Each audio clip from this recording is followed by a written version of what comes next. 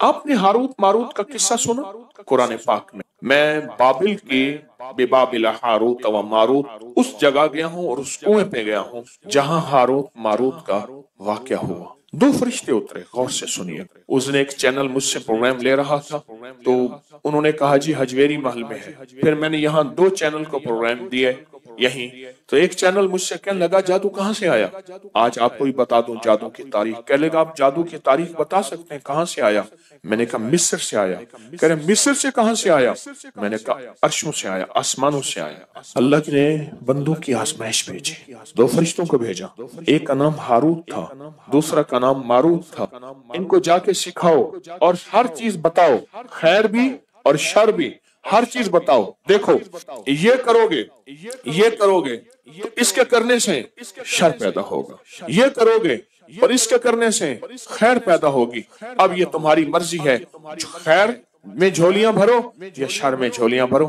وہ اللہ کی طرف سے آزمائش تھی، امتحان تھا، اور کوئی فیل ہو گئے اور کوئی پاس ہو گئے. یہ ہاروت ماروت نام جو ہے آج بھی، ہاروت ماروت نام آج بھی اس سے شریر جنات اور کالے جادوگر اور کالا جادو ڈرتا ہے.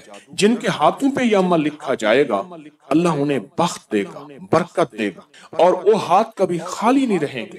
ان ہاتھ کی لکیروں کے اندر اللہ پاک قسمت کی لکیریں، برکت کی لکیریں اور عطا کی لکیریں بھر دے گا. وہ لا علاج بیماریوں کے لیے جسم میں اندیکھی قوتیں، طاقتیں اثر کر رہی ہیں، ان کو ختم کرنے کے لیے جو جسم زنجیروں سے جکڑا ہوا ہے اس کو کی خلاصی کے لیے.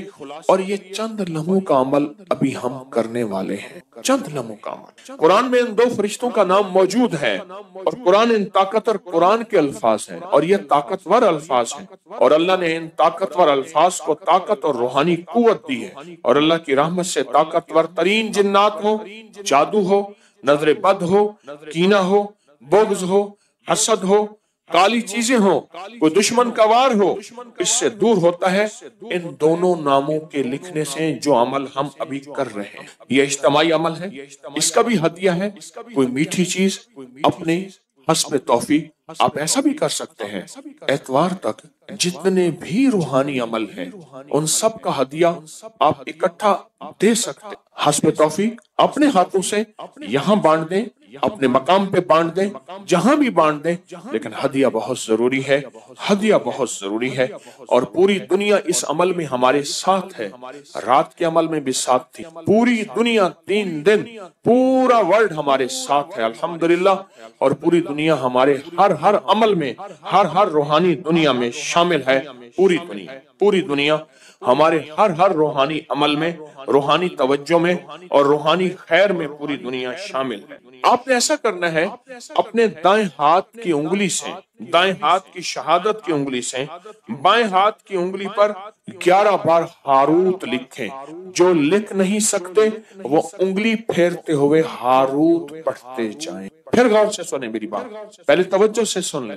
اپنے دائیں ہاتھ کی شہادت کی انگلی، اور یہ عمل ہر حالت میں کر سکتے ہیں، یہ عمل ہر حالت میں کر سکتے ہیں، یہ عمل ہر حالت میں کر سکتے ہیں، ہر حالت میں یہ عمل کر سکتے ہیں، ہر حالت میں یہ عمل کر سکتے ہیں، ہر حالت میں. یہ جو شہادت کی انگلی ہے نا، اس شہادت کی انگلی کے اندر یہ سیف بے نیام ہے. یاد رکھ، یہ ننگی تلوار ہے. میں اس شہادت کی انگلی کے کبھی کمالات آپ کو بیان کرنا شروع کر دوں. اللہ نے اپنے علم میں سے جو مجھے علم دیا ہے، میرے پاس محدود علم، کوئی وسیع علم نہیں ہے، محدود علم ہے. اس شہادت کی انگلی کے اندر بڑی طاقت ہے، بہت قوت. اس شہادت کی انگلی میں بہت قوت ہے اور بہت طاقت ہے، حد سے زیادہ طاقت اور حد سے زیادہ شہادت کی انگلی. اس شہادت کی انگلی کو اللہ جل شانہ قیامت کے دن اس کے اندر حیرت انگیز نظام ہے، بہت انوکھے نظام ہے. ساری انگلیاں ایک طرف، شہادت کی انگلی اور انگوٹھا ایک طرف، یہ 2 چیزیں.